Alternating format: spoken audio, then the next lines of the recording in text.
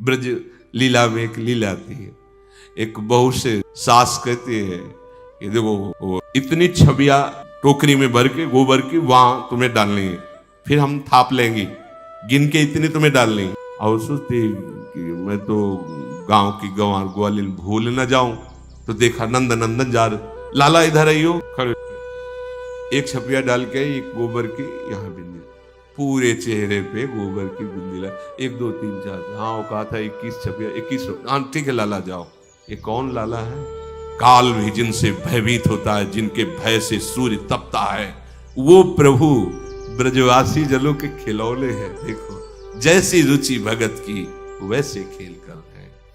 उखल में बांध दिया अनंत ब्रह्मांडों का स्वामी, जिसकी एक मंद मुस्कान से महामहिम माया का प्रादुर्भाव होता है और सब बंधे डोल रहे चराचर जीव, उनको उखल में बांध। ये क्या है?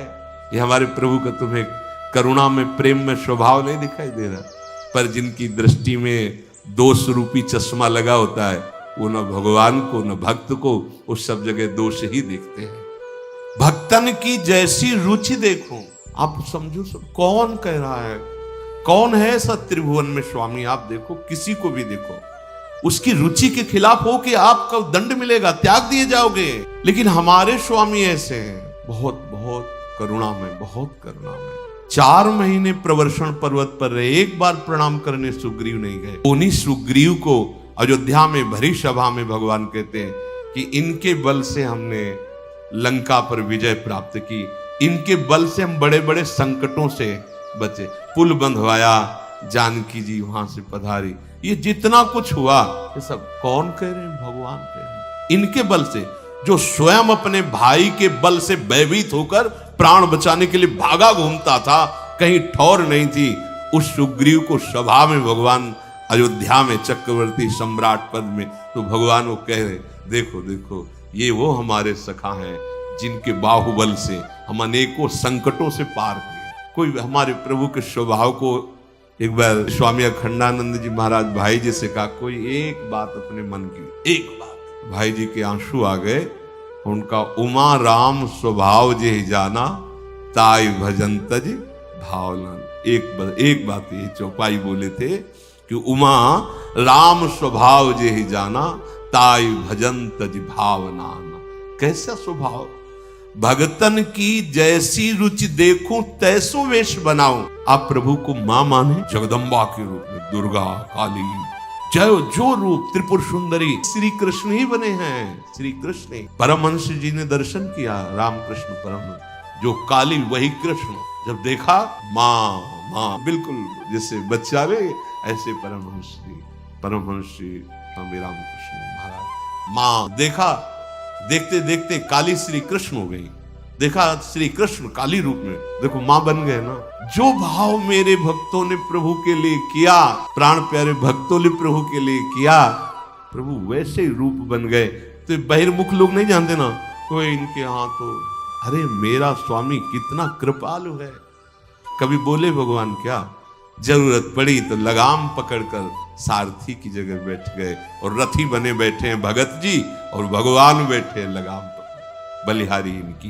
तारू अपने बचन भगत लगी, तिनके बचन निभाऊं। भगवान कह रहे मैं अपने वचन तार देता हूं।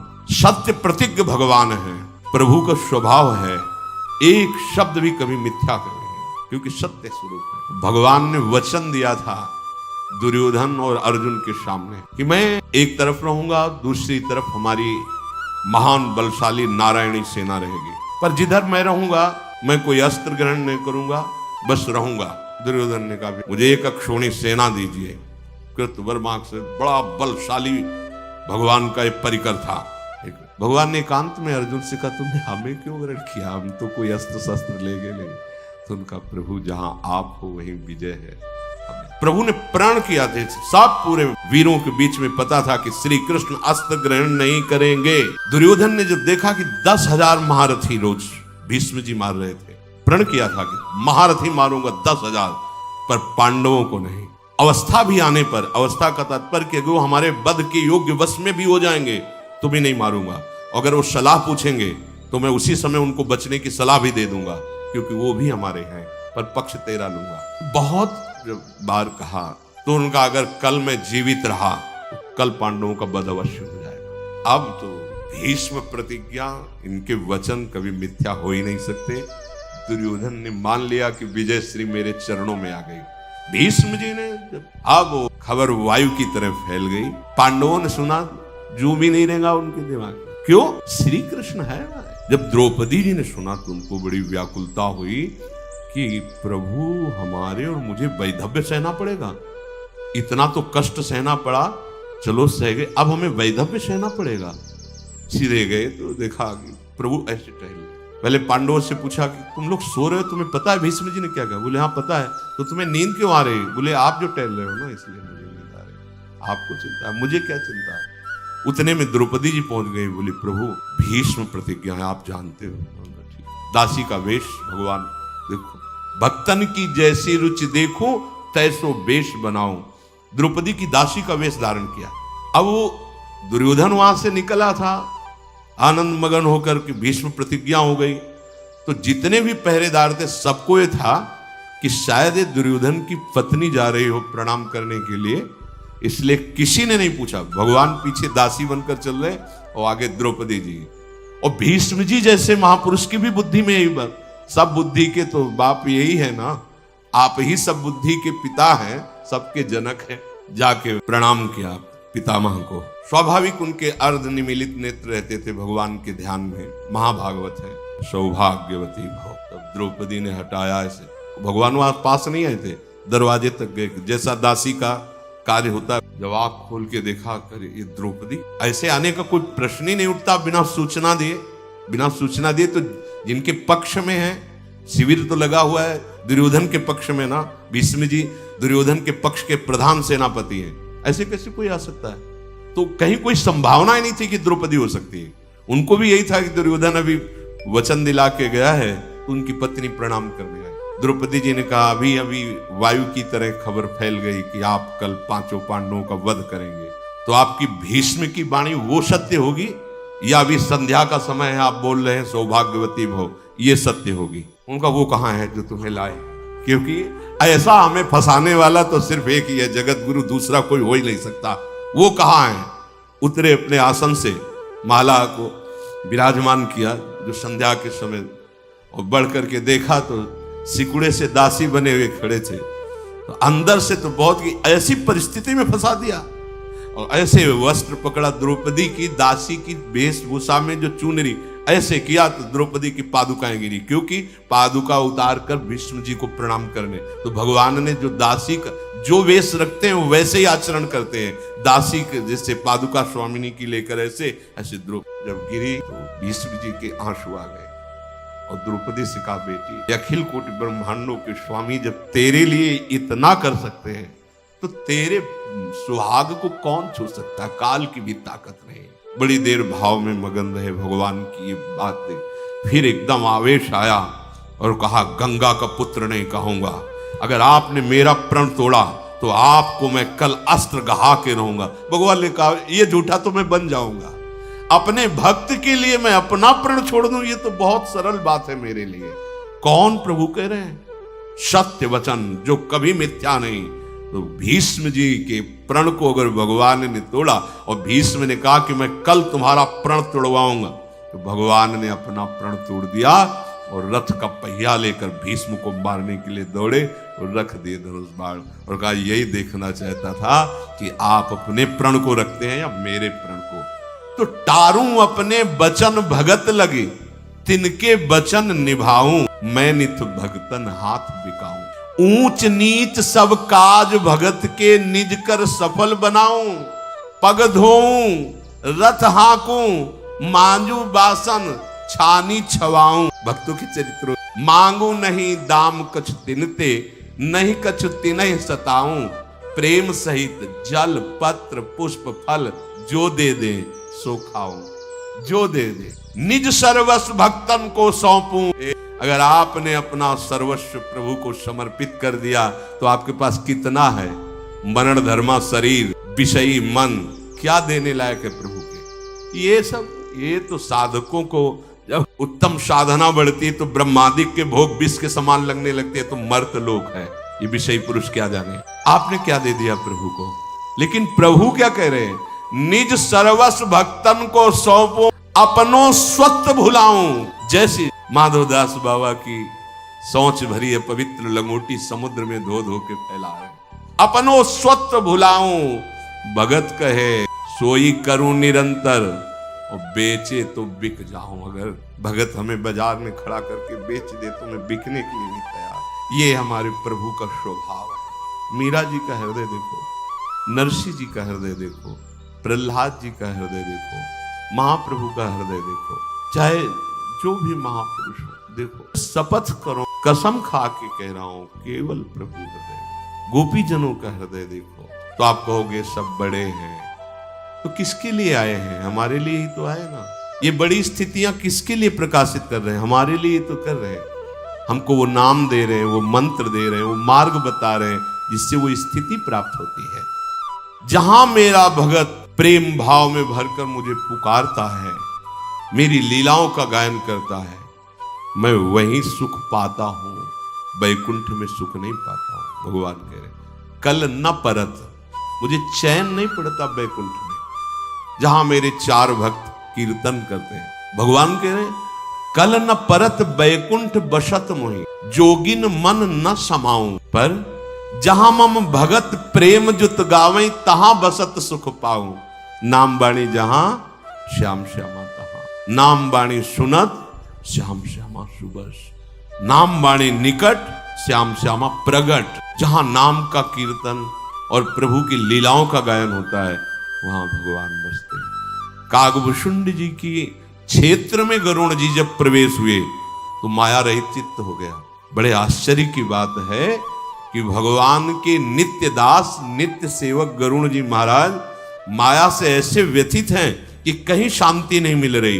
पर जो ही कागभूषुंड जी के क्षेत्र में प्रवेश किया, क्योंकि वो हर समय भगवत गुणगान, भगवत नाम कीर्तन, भगवत ध्यान, भगवत जप परायण, तो बड़े बड़े महापुरुष बैठकर चर्चा सुनते, प्रवेश करते ही सब। जब गरुण जी से कहा कि स्वामी आगमन का हेतु, तो उन्होंने कहा वो तो आते ही पूर्ण हो गया था, जो ही प्रवेश किया था सारे संशय मिट गए, अब कोई प्रश्न नहीं रहा, बस अब तो आपके श्रीमुख से हरि की चर्चा सुनना चाहता हूं। जहां मेरा भगत प्रेम से मेरा नाम कीर्तन करता है, आप इस बात को पकड़िए। आप भगवान से मिलना चाहते हैं, आप भगवत प्राप्ति करना चाहते हैं, अगर नाम चल रहा है तो प्रभु आपके पास है। जपते रहिए, दिखाई देने लगेंगे। आप गुण कीर्तन कर रहे हैं, चतुराशी जी गायन कर रहे हैं, 42 लीला गायन कर रहे हैं, प्रिया प्रीतम बैठे मुस्कुरा रहे हैं, सुन रहे हैं। आप गाते रहिए, आपके नेत्रों का मायामल नष्ट होगा और आपको दिखाई देगा कि युगल सरकार है। वो कहीं और सिंहासन नहीं रखते हैं, वो पुत्री में ही सिंहासन विराजमान हो जाता है। वो किधर भी देखे, जिधर भी देखे वही दिखाई देते हैं, उनके सिवा कोई। नयनन बसे पिय मूर्ति नयनन बसे, अब मानो पुत्री ही वही बन गए, तो अब क्या करें, जिधर देखे वही है, दूसरा कुछ है नहीं। गोपीजन कहती है पता नहीं मेरी पुत्री बदल गई है या पूरा दृश्य बदल गया है, जिधर देखती हूँ श्याम सुंदर ही श्याम सुंदर दिखाई देते हैं।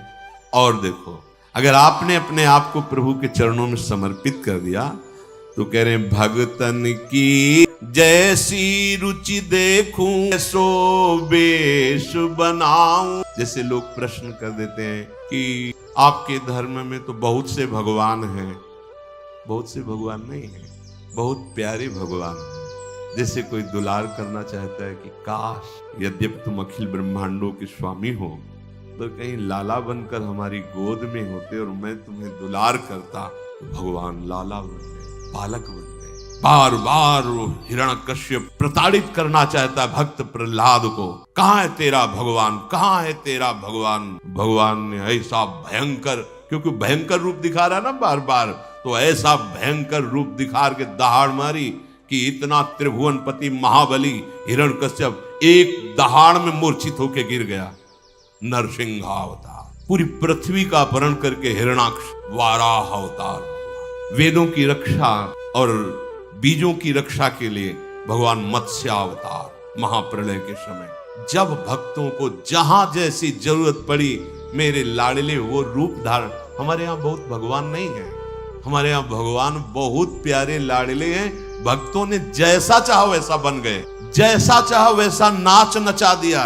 ताय हीर की छोहरियां छचिया भर छाछ में नाच। तुम जैसे प्यार करने के लिए राजी हो वो वैसे प्यारा बन जाता है, वही बन जाता है। आज भी बना हुआ, तुम्हारी आंखें अभी वो नहीं है, इसलिए तुम पत्नी देख रहे हो, पुत्र देख रहे हो, मित्र देख रहे हो, शत्रु देख रहे हो, अनुकूलता देख रहे हो, प्रतिकूलता देख रहे हो। भक्तन की जैसी रुचि देखूं, ये बिकने वाली ही तो बात है। ऐसा कौन स्वामी होगा जो सेवक की रुचि के अनुसार चले? ऐसा त्रिभुवन नहीं। मां राम समान क्या हित जग माही, गुरु पितु मात बंद को नाही। ऐसा स्वामी नहीं देखा, नहीं देखा। सेवक की रुचि के अनुसार, सेवक स्वामी की रुचि के अनुसार चले, ये तो सिद्धांत देखा गया। लेकिन ये बात स्वामी सेवक की रुचि के अनुसार, ये तो केवल प्रभु ही कर सकते हैं, दूसरा कोई स्वामी नहीं कर सकता। भक्तन की जैसी रुचि देखो तैसो वेश बनाओ। जब मैया मक्खन पवाती है लालजू को, माखन लालजू मचल करके गोदी से उतर के जाते हैं और माट में हाथ डाल के स्वयं पाते हैं। मैया देखकर प्रफुल्लित हो रही है। लालजू बाल लीला करते फैला देते हैं, दही के साथ ऐसे खेलते हैं। जो गोपी जन आती हैं, किसी न किसी बहाने से आती ही रहती थी लालजू के दर्शन से। वो कहती कहाँ मेरे ऐसे भाग्य जो यशोदा मैया को सुख मिल रहा है, कहाँ मेरे, क्या कभी ये नंद नंदन हमारे घर आए, ऐसे ही खेले जैसे मैया के आंगन में खेल रहे, क्या मेरे ऐसे भाग्य कहाँ।